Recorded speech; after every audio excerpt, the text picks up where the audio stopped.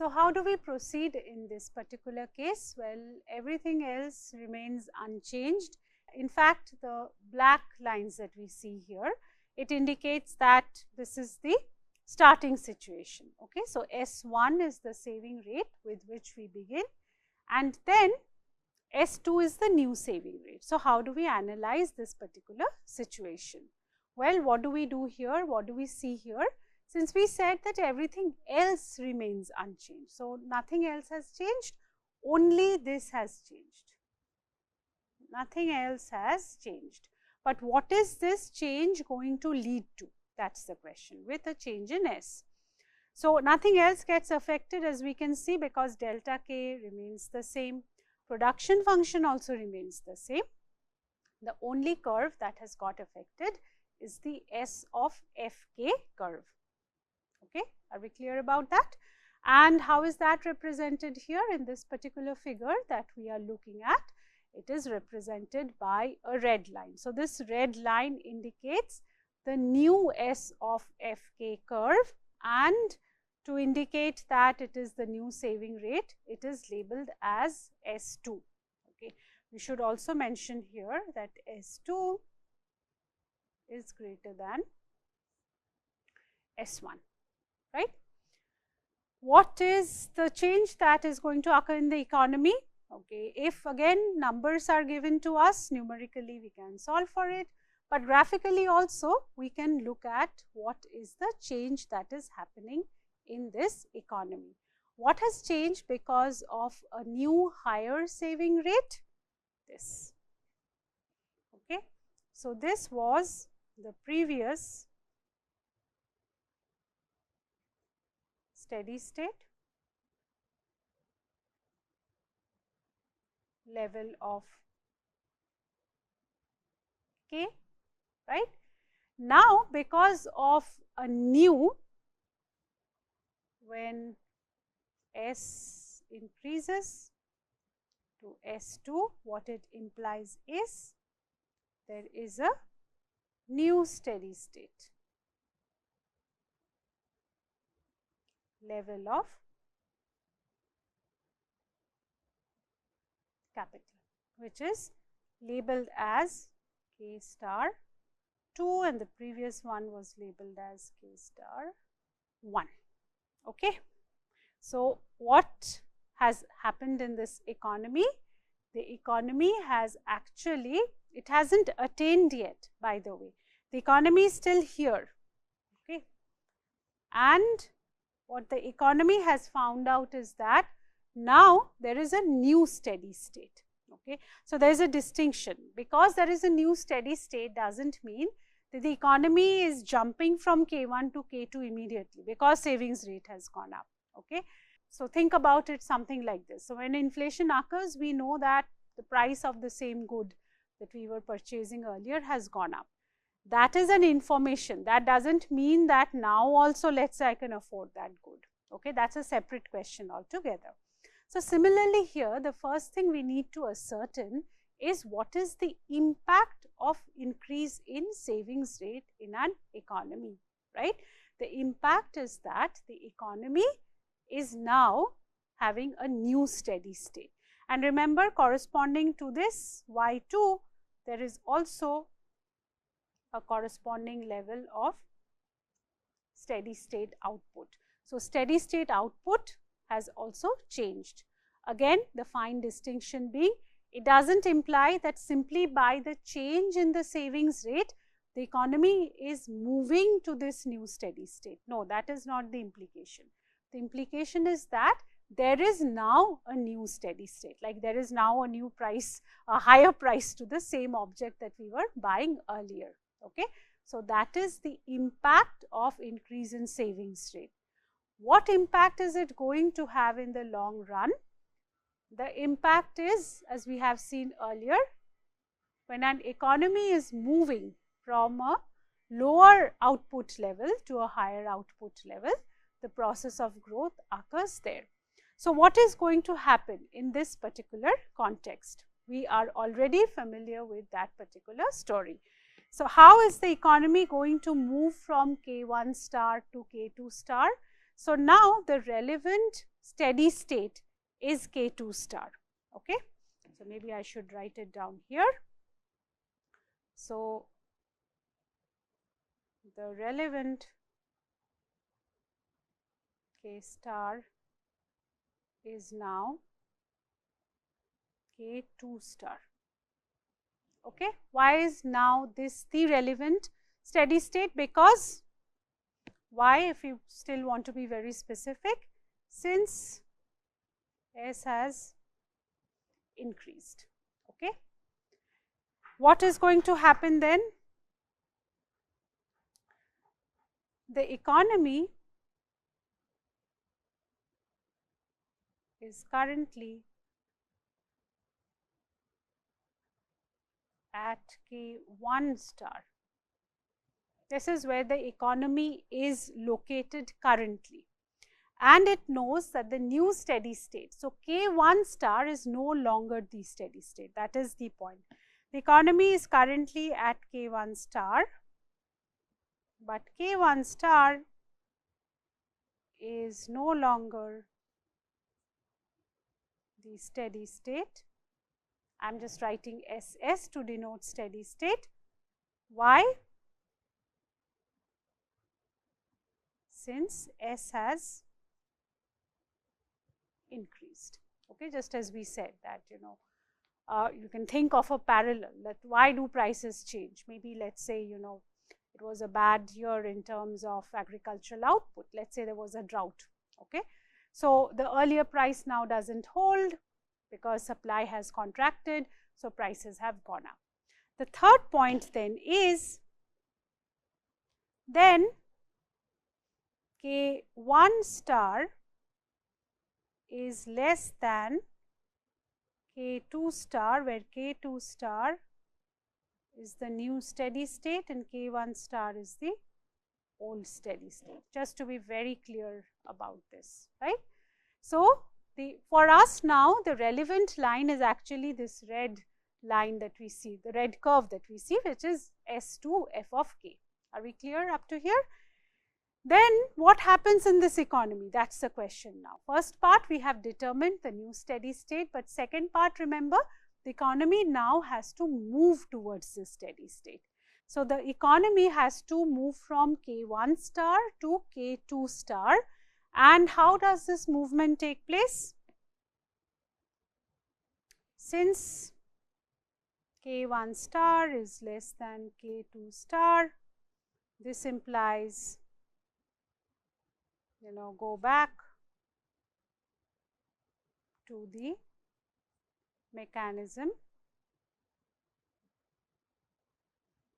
mentioned earlier. Okay. And what is that mechanism? That mechanism is this. So, now this is our relevant line. This is the amount of investment, out of which this is the amount of depreciation. So, there is a delta k here, add that delta k to K1 star, you reach a new point here, right, call it just K1 prime, and the process repeats itself. Okay. So, this is what is exactly going to happen to the economy. The economy is going to move, but again gradually over time, it is going to move from K1 star to K2 star. And in the process, what is going to happen? Our y is also going to increase in the process. Okay. So, in other words, what is the prediction? This is where, the policy implication of Solow also comes into the picture.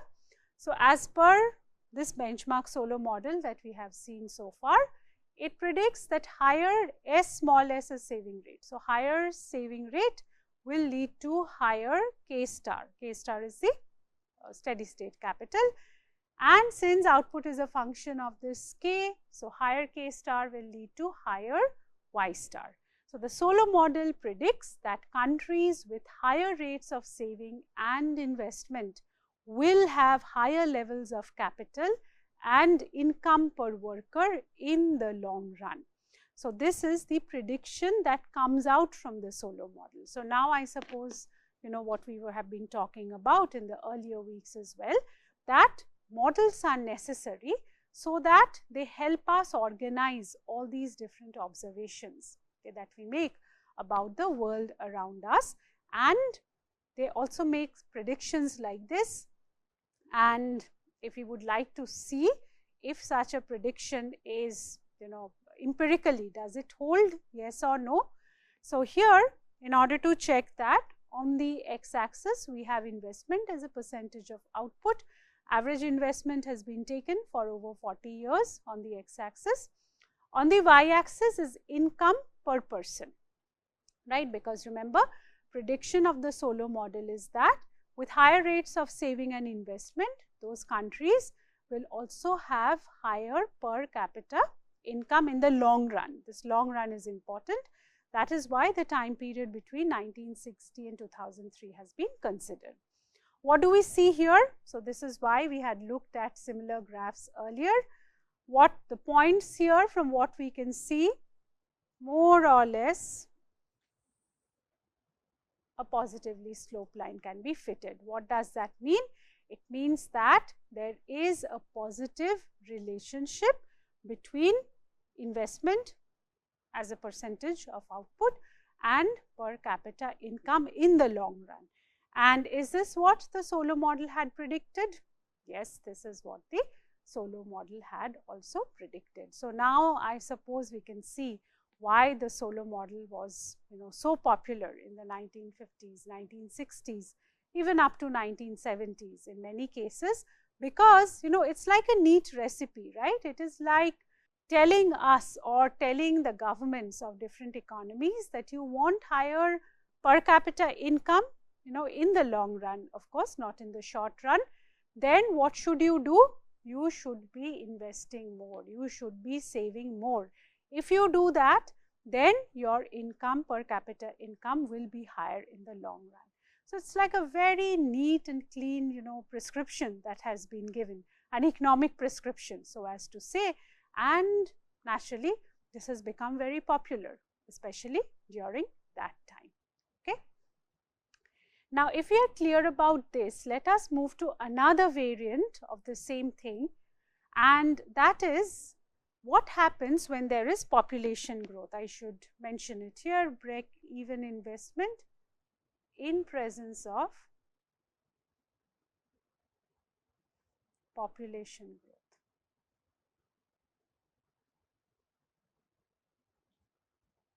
What does this mean?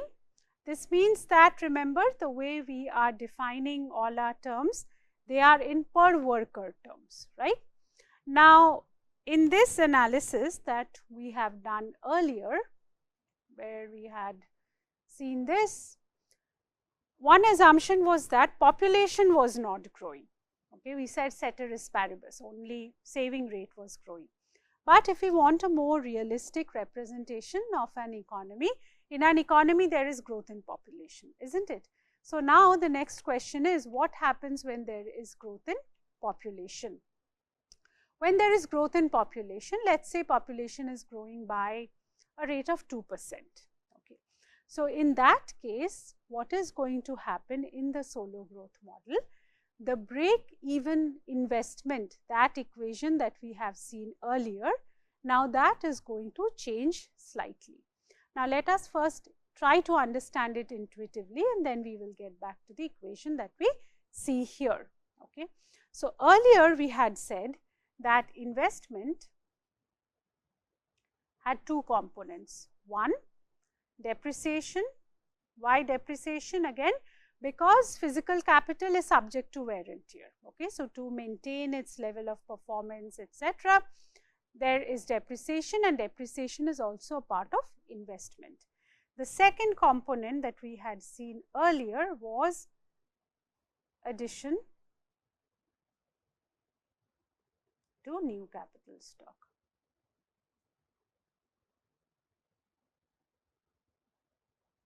Okay, this is what we had seen earlier. So, I will just write it down earlier. Now think about it. Now population has gone up, and worker population we are talking about, because everything that we have done so far is in terms of per worker, right. So let us now suppose that worker population has gone up, right. Now is there going to be any change here? Yes, there is going to be one change here that we will see, which is showing up in this particular equation. And what is that change? New workers, they have to be equipped with capital, right, otherwise they are going to be unproductive. So think about it like this. Let's say that earlier there were 5 workers in the economy, okay, and all 5 of them required a computer each in order to be productive, in order to produce output. Now let us suppose that the worker population has gone up, right. So now instead of 5 workers, 2 new workers have come in. So now there are 7 workers. Now these 2 new workers will not be productive unless and until they are given to computers, right. So now we add one more step to what we had seen earlier. We have to also equip new workers with capital, and this is the new addition, new additional feature. So what are we then talking about? Now investment, which earlier had 2 components, now investment has actually 3 components. So think about it. Suppose you are an entrepreneur, okay. This is how you might be thinking about it. First, I have to maintain my existing capital, okay. It is, important, it is mandatory to do that. Otherwise, my existing capital, will be rotting away very soon. So that is why I have to spend on the upkeep of that, and that is known as depreciation. In the process, new workers have also joined. Now I cannot make them sit idle. In that case, they are completely, not productive, and they are not helping in the production process at all. So next, what I am going to do after taking care of depreciation, I am going to equip these new workers with capital. Otherwise, they are not going to be productive, okay. Now after taking care of these 2 things, whatever is left, that is going to be addition to new capital stock. So I have taken care of my old capital stock. I have bought maybe 2 new computers for the 2 new workers. Now I am going to add to my existing capital stock and expand, right. So if we combine all these 3 things together, that is what investment is all about now. Earlier we did not have, growth in population or growth in worker population. That is why this part was not there in the earlier version. What does that lead to? That leads to the change in the break-even investment equation that we had seen earlier, okay. So earlier, recall, there was only delta k. Now there is delta plus small n k, where n is the population growth. This is small n, okay. Call it population or worker population growth. That is the meaning of small n. So now break-even investment is delta plus n k, no longer delta k itself. How does our equation of motion for capital, how does that change? So earlier we had delta k equal to S of Fk. So in the earlier version,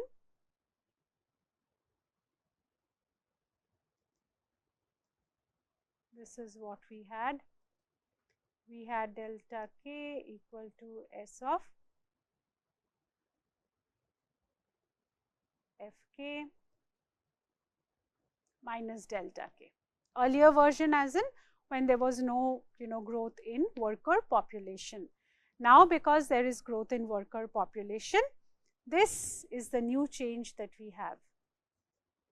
This term has now come in, and in the previous slide we explained why this new term has come in, okay. So this is known as break-even investment, right? And as before, then what is going to be our steady state capital stock? So we can see that even from the diagram, we can also solve it from here.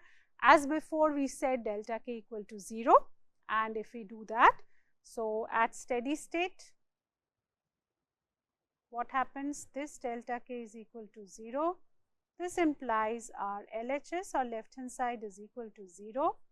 What that implies is that S of Fk is equal to delta plus Nk. Okay. So pretty much same as before, but earlier it was S of Fk equal to delta k. Now it is delta plus Nk. That's the new feature that we have here now. And we have, the diagram looks fairly similar, except that now there is a new component, which is this small n. And what does small n represent? Once again, it represents the percentage increase in population. Okay, so there is population or worker population growth that is taking place here. Every other dynamics remains the same. Okay, we can convince ourselves again about that. How? Let us suppose we start at a point k1, where k1 is less than k star. If we are starting from a point like that, then we are here, right? So this is our delta k. Then we add this delta k to k1 and we arrive at k2. Again at k2, we have a certain delta k, call it delta k prime, add that to k2, we arrive at k3, so on and so forth until we reach this point. Okay. So the same procedure happens in an economy. So one important thing that we can observe here, although at every step we are adding that delta k, but I hope it is already visible to us.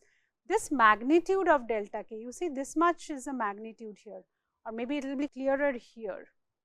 Suppose we are starting from a point like, let's say, k naught. Do you see this delta k is this much? Okay, I am talking of the magnitude here, the difference that we can see here. You see how this delta k is reducing. Okay, so closer we get to the steady state, this delta k is reducing, and that makes sense because ultimately here at this point delta k is equal to 0. There is also another subtle, you can say, thing that we can draw from here. If a country is very, very far away from the steady state, way below the steady state, say something like k naught, okay, then its initial increase in capital stock, that is delta k, is going to be larger compared to a country, let's say, which is at k3, assuming that the countries have all other parameters the same. We will talk more about this later, not right now. But let us assume that we can have two countries, okay, on the same scale. Then what we observe is that the country which is far below the steady state, it will initially, its delta k is going to be very high. So imagine if you add this much of delta k to k naught, just take this portion here and plot it here, it reaches this point. Whereas the delta k here is quite small compared to the delta k here. We see that, right?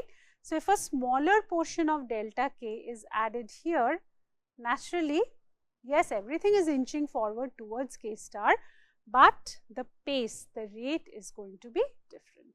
Okay. So these are some of the finer points about the Solow growth model, and whenever we are studying these points, we always put it in the context of an economy. So think of an economy that is way below its steady state versus an economy that is very close to its steady state.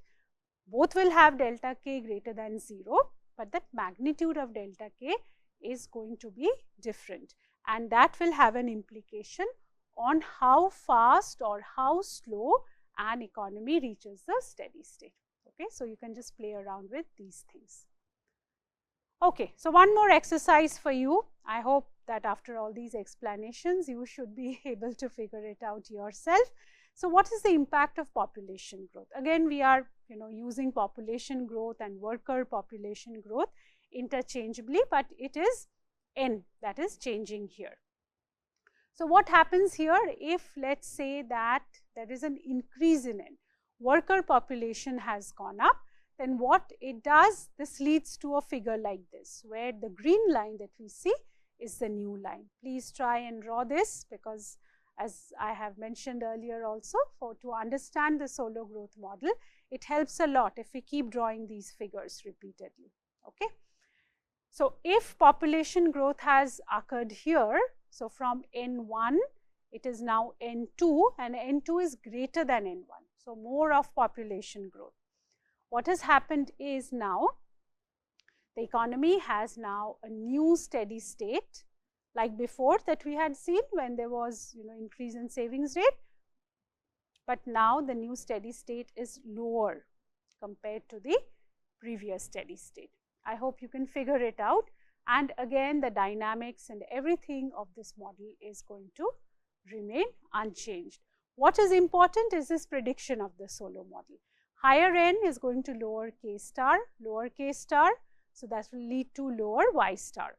So the solo model predicts that countries with higher population growth rates will have lower levels of capital and income per worker in the long run.